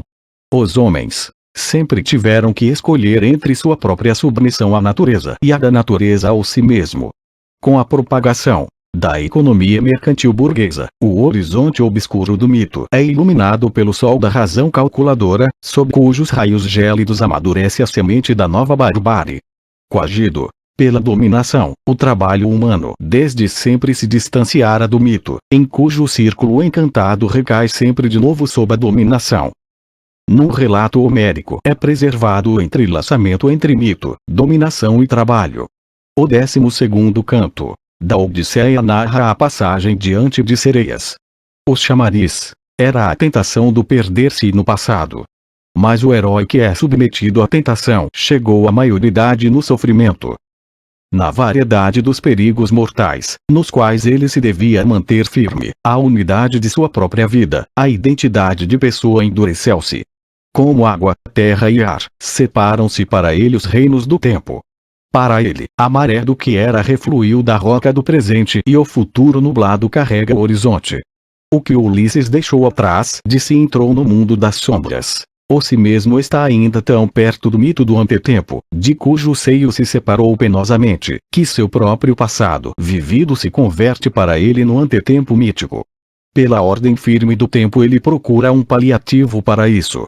O esquema tripartido deve libertar o momento presente do poder do passado, expulsando este último para trás do limite absoluto do irrestituível e pondo à disposição do agora a título de saber praticável. O afã de salvar o passado enquanto vivo, em vez de usá-lo como material do progresso, só é apaziguado na arte, a qual a própria história pertence enquanto exposição da vida passada. Enquanto renúncia a valer como conhecimento, fechando-se assim para a praxis, a arte é tolerada, assim como o prazer, pela praxis social. Mas o canto das sereias ainda não foi privado da sua força, ainda não foi reduzido à arte. Elas sabem de tudo quanto se passa na terra fecunda, e sobretudo aquilo de que o próprio Ulisses participou, tudo quanto os argivos e troianos sofreram na arrasada Troia pela vontade dos deuses. Evocando diretamente o passado mais recente, elas ameaçam, com a irresistível promessa de prazer percebida no seu canto, a ordem patriarcal que só devolve a vida de cada um contra a sua plena medida de tempo. Quem vai atrás das artimanhas das sereias cai na perdição, desde que só a permanente presença de espírito arranca a existência da natureza. Se as sereias sabem de tudo o que se passou, elas exigem o futuro como preço disso e a promissão do feliz retorno é o engano pelo qual o passado captura o saudoso. Ulisses foi prevenido por Circe, divindade que transforma os homens em animais. Ele lhe soube resistir e, em compensação, ela lhe deu a força de resistir a outros poderes de dissolução. Mas a audição das sereias é assim mesmo forte demais. Ninguém que ouça o seu canto pode escapar-lhe. A humanidade teve que infligir-se terríveis violências até ser produzido si mesmo, o caráter do homem idêntico, viril, dirigido para fins, e algo disso se repete ainda em cada infância. O esforço para manter firme o prende-se ao eu em todos os seus estágios e a tentação de perdi-lo sempre veio de par com a cega decisão de conservá-lo. A embriaguez narcótica que faz espiar, com um sono semelhante à morte, a euforia que suspende o si mesmo, é uma das mais antigas instituições sociais que fazem a mediação entre autoconservação e autoaniquilamento, uma tentativa do si mesmo de sobreviver a si próprio. A angústia é de perder o si mesmo e de suprimir com ele a fronteira entre si próprio e a outra vida, o pavor perante morte e destruição, irmana-se com uma promessa de felicidade que ameaçava a civilização cada momento. Seu caminho era o da obediência e do trabalho, sobre o qual a satisfação reluzia permanentemente como mera aparência, como beleza esvaziada de força. Inimigo tanto da própria morte como da própria felicidade, o pensamento de Ulisses sabe disso. Ele conhece apenas duas saídas possíveis. Uma ele prescreve a seus companheiros. Ele lhes tapa as orelhas com cera e manda-os remar com todas as forças que tem. Quem quiser subsistir não deverá dar ouvidos à tentação do irrestituível. Isso só poderá ser evitado caso não lhe for possível escutá-la. Disso a sociedade sempre cuidou. Viçosos e concentrados, os trabalhadores devem olhar para a frente e deixar de lado o que estiver ao lado. Eles devem sublimar o impulso que os pressiona ao desvio, aferrando-se ao esforço suplementar. Assim eles se tornam práticos. A outra saída É a que é escolhida pelo próprio Ulisses, o senhor de terras, que faz os outros trabalharem para si. Ele escuta, porém privado de forças, atado a um mastro, e quanto maior se torna a tentação, mais fortemente ele se faz acorrentar, da mesma maneira que, em épocas posteriores, os burgueses recusarão a felicidade para si mesmos, com tanto maior obstinação quanto mais a tenham ao seu alcance, com o crescimento do seu poder. O escutado não tem consequências para ele, que pôde apenas acenar com a cabeça para que o soltem, porém tarde demais. Os companheiros, que não podem escutar, sabem apenas do perigo do canto, não da sua beleza, e deixam-no atado a um mastro para salvar a ele e a si próprios. Eles reproduzem a vida do opressor ao mesmo tempo que a sua própria vida, e ele não pode mais fugir a seu papel social. Os vínculos pelos quais ele é irrevogavelmente acorrentado à praxis ao mesmo tempo guardam as sereias à distância da praxis. Sua tentação é neutralizada em puro objeto de contemplação, em arte. O acorrentado assiste a um concerto escutando imóvel, como fará depois o público de um concerto, e seu grito apaixonado pela liberação perde-se num aplauso. Assim o prazer artístico e o trabalho manual se separam na despedida do antemundo. A epopeia já contém a teoria correta. Os bens culturais estão em exata correlação com o trabalho comandado e os dois se fundamentam na inelutável coação à dominação social sobre a natureza. Medidas tais como as que foram tomadas diante das sereias na nave de Ulisses são uma alegoria premonitória da dialética do iluminismo. Assim como a possibilidade de se fazer representar é a medida da dominação, sendo o mais poderoso aquele que pode fazer-se representar no maior número de funções, essa possibilidade é também o veículo do progresso e, ao mesmo tempo, da regressão. Dependendo das circunstâncias, não estar envolvido no trabalho significa também ser estropiado, não apenas para os desempregados, mas até mesmo para os de polo social oposto. Os que estão de cima, não estando mais às voltas com a existência, só a experimentam ainda como substrato, e petrificam-se inteiramente no si mesmo que comanda. O primitivo fez a experiência da coisa natural apenas a título de objeto que se subtrai ao desejo, mas o senhor, que seria o escravo entre ele e a coisa, liga-se assim apenas à não independência da coisa, gozando-a puramente, mas abandona ao lado da independência o servo que trabalha a coisa. Ulisses se faz representar no trabalho. Assim como não pode ceder à tentação de renunciar ao si mesmo, enquanto proprietário ele acaba por não mais participar do trabalho, deixando finalmente até de dirigi-lo, ao passo que os companheiros, apesar de toda a proximidade às coisas, não podem na verdade gozar do trabalho, pois este se faz sob coação, no desespero, os sentidos obstruídos pela violência. O servo permanece subjugado de corpo e alma, o senhor regride. Nenhuma dominação pôde, até agora, deixar de pagar esse preço, e o aspecto cíclico da história no seu progresso é explicado também por esse enfraquecimento, o equivalente do poder. Enquanto suas habilidades e conhecimentos se diferenciam pela divisão do trabalho, a humanidade é coagida a retroceder às suas etapas antropologicamente mais primitivas, pois, com a existência facilitada pela técnica, a permanência da dominação condiciona a fixação dos instintos por uma opressão mais forte. A fantasia é atrofiada. A perdição não está em que os indivíduos não correspondam à sociedade ou à sua produção material. Onde quer que a evolução da máquina já se tenha transformado em maquinaria de dominação, fazendo com que as tendências técnica e social, desde sempre entremeadas, converjam para um envolvimento total do homem, os que não correspondem não representam apenas a inverdade. Em oposição a isso, a adaptação ao poder do progresso, ao progresso do poder, envolve sempre de novo aquelas formações regressivas que traduzem não o progresso falido, mas justamente o progresso bem-sucedido do seu próprio oposto. A maldição do progresso irrefreável é a irrefreável regressão. Essa regressão não se restringe à experiência do mundo sensível, ligada a uma proximidade em carne e osso, mas afeta ao mesmo tempo o intelecto autocrático que se separa da experiência sensível para subjugá-la.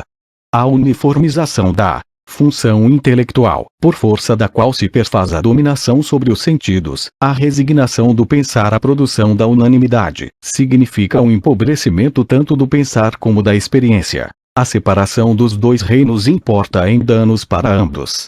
Na restrição do pensar à organização e administração, praticada pelos que estão de cima, desde o astuto Ulisses até os ingênuos diretores gerais, está implícita a estreiteza que acomete os grandes, a partir do momento em que não mais se trata de manipular os pequenos. O espírito se converte de fato naquele aparato de dominação e de autocontrole, a título do que sempre foi desconhecido pela filosofia burguesa. Os ouvidos surdos que os dóceis proletários conservaram desde o mito não se constituíram em vantagem alguma, diante da imobilidade do mandante. Amadurecida até passar do ponto, a sociedade vive da imaturidade dos dominados. Quanto mais complicado e refinado o aparato social, econômico e científico, a serviço do qual o corpo fora destinado, desde muito, pelo sistema de produção, tanto mais pobres as vivências de que esse corpo é capaz. A eliminação das qualidades, seu cálculo em termos de funções, transpõe-se da ciência, em virtude dos modos de trabalho racionalizados, para o mundo da experiência dos povos e tende a torná-lo novamente similar ao mundo dos anfíbios. Hoje, a regressão das massas consiste na incapacidade de ouvir o que nunca foi ouvido, de palpar com as próprias mãos o que nunca foi tocado, uma nova forma de ofuscamento que supera qualquer ofuscamento mítico vencido. Através da mediação da sociedade total, que amarra todas as relações e impulsos, os homens são convertidos de novo justamente naquilo contra o que se voltara a lei do desenvolvimento da sociedade, o princípio do si mesmo, em simples exemplares da espécie humana, semelhantes uns aos outros, em virtude do isolamento na coletividade dirigida pela coação. Os refraores que não podem falar entre si são atrilados, todos eles, a um mesmo ritmo, tal como o trabalhador moderno, na fábrica, no cinema e na sua comunidade de trabalho. São as condições concretas de trabalho na sociedade que impõem o conformismo, e não aquelas influências conscientes, as quais fizeram com que, por cima disso, os homens oprimidos se embrutecessem e se distanciassem da verdade. A impotência dos trabalhadores não é apenas uma finta dos dominantes, mas a consequência lógica da sociedade industrial, na qual finalmente se transformou o fado da antiguidade, no esforço de escapar-lhe. Mas essa necessidade lógica não é definitiva. Ela está ligada à dominação como seu reflexo e, ao mesmo tempo, como sua ferramenta. Portanto, sua verdade é pelo menos tão questionável quanto é inevitável sua evidência. Na verdade, o pensar sempre se bastou para determinar concretamente seu próprio caráter questionável. Ele é o servo que o Senhor não pode fazer para o seu bel prazer. Ao coisificar-se, em lei e organização, desde que os homens se tornaram sedentários e, em seguida, na economia mercantil, a dominação teve que se restringir. O instrumento adquiriu independência. A instância mediadora do espírito abranda, independentemente da vontade do dirigente, a imediatez da injustiça econômica. Os instrumentos de dominação, que devem tomar tudo em suas garras, linguagem, armas e finalmente máquinas, têm que poder ser empunhados por todos. Assim um momento da racionalidade se impõe na dominação, também enquanto diferente dela. A objetualidade do meio, que o faz universalmente disponível, sua objetividade para todos, implica prontamente na crítica da dominação. Como meio para esta última, desenvolveu seu pensar. No caminho, que vai da mitologia à logística, o pensar perdeu o elemento da reflexão sobre si e hoje a maquinaria estropia os homens mesmo quando os alimenta. Mas, na figura da máquina, a razão alienada move-se para uma sociedade que reconcilia o pensar, firmado tanto no seu aparato material como no intelectual, com o vivente liberado, e o refere à própria sociedade enquanto seu sujeito real. A origem particular do pensar e sua perspectiva universal sempre foram inseparáveis. Hoje, com a transformação do mundo em indústria, a perspectiva do universal, a realização social do pensar, é tão amplamente aberta que, por essa razão, o pensar dos próprios dominantes é negado como mera ideologia. A má consciência, das camarilhas nas quais por fim se encarna a necessidade econômica é traída pelo fato de que suas manifestações, desde as intuições do Fourier até a visão dinâmica do mundo, não mais reconhecem, numa decidida oposição à apologética burguesa anterior, as próprias ações criminosas como consequências necessárias de conjunturas da vida regidas por leis. As mentiras mitológicas relativas à missão e destino, que vêm em seu lugar, nem sequer anunciam totalmente a inverdade. Já não são mais as leis objetivas do mercado que dominavam as ações dos empresários e levavam à catástrofe. Em vez disso, a decisão consciente dos diretores gerais, enquanto resultante que em nada acede à obrigatoriedade dos mais cegos mecanismos de preços, põe em execução a antiga lei do valor e, com isso, o destino do capitalismo. Os próprios dominantes não acreditam em nenhuma necessidade objetiva, embora às vezes eles denominem assim aquilo que tramam. Eles se arvoram em engenheiros da história do mundo. Só os dominados aceitam como intocável e necessário o desenvolvimento que, a cada aumento de custo de vida decretado, os torna ainda mais impotentes. Desde que se tornou possível produzir o sustento daqueles que, de alguma maneira, são usados ainda para manejo das máquinas, com uma parte mínima do tempo de trabalho que está à disposição dos donos da sociedade, o restante supérfluo, a enorme massa da população recebe agora o adestramento dos guardas de reserva do sistema, para servir, hoje e amanhã, de material para seus grandes planos. A eles se dá de comer como ao exército do sem-trabalho. Seu rebaixamento a meros objetos da administração, que informa antecipadamente cada setor da vida moderna, até mesmo a linguagem e a percepção, prega-lhes a peça da necessidade objetiva, contra a qual eles creem nada poderia fazer. A miséria, enquanto oposição entre poder e impotência, cresce até o incomensurável, juntamente com a capacidade de suprimir para sempre toda a miséria. Impenetrável, para qualquer indivíduo, a selva de camarilhas e instituições que, desde as supremas alturas do comando da economia até o último bando de assaltantes profissionais, cuidam da permanência ilimitada do status quo. Um proletário não passa de um exemplar excedente, perante o bonzo sindical que por acaso o repare, para não falar no manager, enquanto o bonzo, por sua vez, estremece temendo a própria liquidação. O absurdo da situação, na qual a violência do sistema sobre os homens cresce a cada passo que os liberta da violência da natureza, denuncia como obsoleta a razão da sociedade racional. Sua necessidade é tão aparente quanto a liberdade dos empresários que acaba manifestando sua natureza coativa nas suas inevitáveis lutas e acomodações. Tal a aparência, na qual se perde a humanidade totalmente esclarecida, não pode ser dissolvida pelo pensar que, enquanto órgão da dominação, tem que escolher entre comando e obediência. Sem poder livrar-se das amarras com que foi preso, na pré-história, o pensar é capaz de reconhecer a lógica da alternativa, da consequência e da antinomia, pela qual se emancipou radicalmente da natureza, como essa própria natureza não apaziguada e alienada a si própria. O pensar, em cujo mecanismo coativo a natureza se reflete e se perpetua, reflete, justamente em virtude de sua irrefreável consequência, também a si próprio, como natureza que se esqueceu de si mesma, como mecanismo de coação. De certo, a representação, Vorstellung, é apenas um instrumento. Pensando, os homens se distanciam da natureza, para colocá-la diante de si, tal como ela deve ser dominada.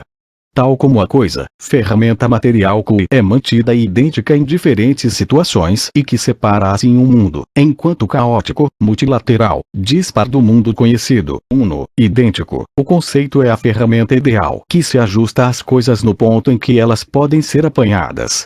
Portanto, o pensar também se torna ilusório toda vez que pretende negar a função separatória, o distanciamento e a objetualização.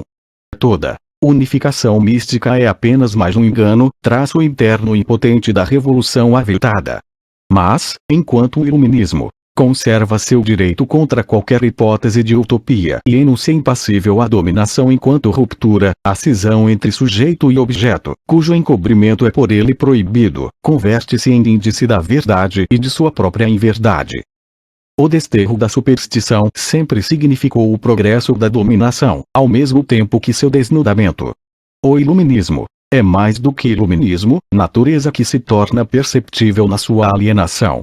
No autoconhecimento do espírito, enquanto ruptura da natureza consigo mesma, é a natureza que, como no antetempo, invoca a si mesma, porém não mais imediatamente como humana, seu presumido nome, que quer dizer onipotência, mas como coisa cega e estropiada. A sujeição à natureza consiste na sua dominação, sem a qual não existe espírito. Pela humildade na qual ele se reconhece enquanto dominação e se retira para a natureza, desfaz-se a sua pretensão dominadora que justamente o escraviza à natureza. Mesmo que não se possa deter na fuga diante da necessidade, no progresso e na civilização, sem renunciar ao próprio conhecimento, a humanidade não mais incorre no erro de tomar por garantia de uma liberdade vindoura os diques que constroem contra a necessidade, as instituições, as práticas de dominação, que desde sempre se refletiram sobre a sociedade, a partir da subjugação da natureza. Cada um dos progressos da civilização renovou, juntamente com a dominação, a perspectiva de mitigá-la.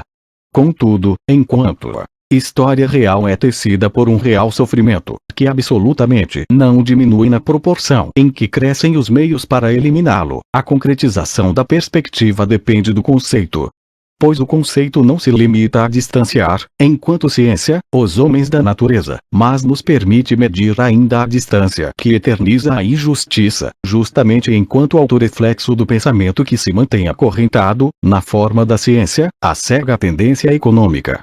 Por essa recordação da natureza no sujeito, que encerra, ao perfazer-se, a verdade incompreendida de toda a cultura, o iluminismo se opõe a qualquer dominação e o apelo para que ele seja assustado ressoou, já nos tempos de Vanini, menos por angústia diante da ciência exata, que pelo ódio contra o pensar desregrado, o qual, na medida em que se confessa diante de si mesmo como um estremecimento da própria natureza, liberta-se do seu encantamento. O sacerdote sempre vingava humana no iluminista que, ao atemorizar-se perante o terror que levava o seu nome, apaziguava, e os álgores do iluminismo uniam-se aos sacerdotes na ibris. Enquanto burguês, o iluminismo se perdeu no seu momento positivista, muito antes de Turgot d'Alembert. Ele nunca foi imune à tentação de confundir a liberdade com a engrenagem da autoconservação. A suspensão do conceito, independentemente de ter sido feita em nome do progresso ou da cultura, os quais, desde há muito, uniram-se num conluio secreto contra a verdade, deixou o campo livre para a mentira.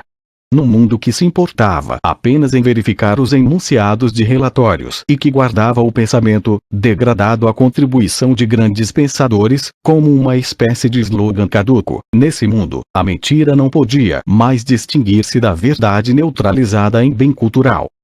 Porém, o reconhecimento da dominação até mesmo no íntimo do próprio pensamento, enquanto natureza não apaziguada, pode afrouxar aquela necessidade, cuja eternidade foi precipitadamente ratificada pelo próprio socialismo, como concessão ao common sense reacionário. Ao elevar a necessidade, para todos sempre a condição de base e ao depravar o espírito, em bom estilo idealista, fazendo dele o mais alto ponto, o socialismo se agarrou, no espasmo ansioso, à herança da filosofia burguesa. Assim, a relação da necessidade ao reino da liberdade ficou sendo puramente quantitativa, mecânica, e a natureza, posta como algo totalmente alheio, tornou-se totalitária, como na primeira mitologia, e absorveu a liberdade junto com o socialismo. Com a renúncia ao pensar, que na sua forma coisificada, enquanto matemática, máquina, organização, vinga-se no homem que o está esquecendo, o iluminismo renunciou à sua própria realização. Disciplinando tudo que é individual, o iluminismo deixou ao todo não conceitualizado a liberdade de abater-se, enquanto dominação sobre as coisas, por cima do ser e do ser consciente dos homens. Mas a praxis revolucionária depende da intransigência da teoria em face da inconsciência com a qual a sociedade deixa que o pensar se endureça. A concretização não é posta em causa pelos seus pressupostos materiais, pela técnica, como tal, deixada solta. Isso é o que dizem os sociólogos que sonham, por sua vez, com um antídoto, mesmo de cunho coletivista, para se tornarem seus donos. Uma culpa está no obcecante contexto social. O mítico respeito da Ciência dos povos pelo dado, que entretanto é sempre produzido por eles, converte-se finalmente, por sua vez, num fato positivo, na torre de guarda diante da qual até mesmo a fantasia revolucionária se envergonha de si, como um utopismo, e degenera em dócil confiança na tendência objetiva da história. Como órgão de uma tal adaptação, como meira construção de meios, o iluminismo é tão destrutivo como o proclamam seus inimigos românticos. Ele só recairá em si quando desfizer o último acordo com esses inimigos e ousar abandonar o falso absoluto, o princípio da dominação cega. O espírito dessa teoria intransigente poderia inverter, para seus próprios fins, o espírito desse progresso impiedoso. Bacon, o arauto desse último, sonhava com as muitas coisas que os reis, com todos os seus tesouros, não podem comprar, sobre as quais não se impõe seu mando, das quais seus informantes e alcaguetes não dão notícia alguma. Tal como ele queria, tudo isso coube aos burgueses, herdeiros esclarecidos dos reis. Multiplicando seu poder pela mediação do mercado, a economia burguesa multiplicou de tal modo suas coisas e suas forças que não só reis, mas também burgueses, deixaram de ser necessários para administrá-las. Necessários ainda são apenas todos. Esses então aprendem, pelo poder das coisas, a passar finalmente sem o poder. O iluminismo se completa e se supera quando os fins práticos próximos se revelam como o ponto mais distante a que se chegou, e as terras das quais seus informantes e alcaguetes não dão notícia alguma, a saber, a natureza incompreendida pela ciência senhorial, são recordadas como as terras da origem. Hoje que a utopia de Bacon, de podermos ter a natureza, na praxis, a nosso mando, concretizou-se em proporções telúricas, torna-se manifesta a essência da coação, por ele atribuída à natureza não dominada. Essa essência era a própria dominação. O saber, que para Bacon residia indubitavelmente na superioridade do homem, pode passar agora à dissolução dessa dominação. Mas, diante de semelhante possibilidade, o iluminismo a serviço do presente transforma-se no total engano das massas.